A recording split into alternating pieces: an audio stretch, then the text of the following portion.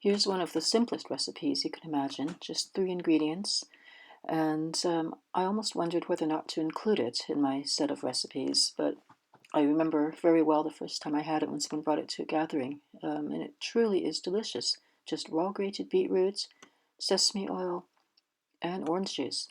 You can use lemon juice as well, and I've done it that way sometimes. And in this case, I've added some parsley. It doesn't necessarily, you don't need to do that, but it's nice with some fresh herbs as well. Okay, now, I'm sure you'll notice that I've had to write the word beetroot 3 times.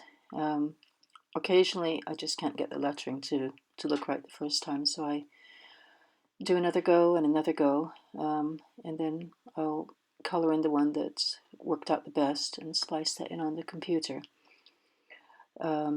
There's usually a few corrections that need to be made where the watercolor's gone a little bit too badly out of the lines, or occasionally where even some of the inking has gone wrong, and then I can just cover over that with a bit of white instead of starting over.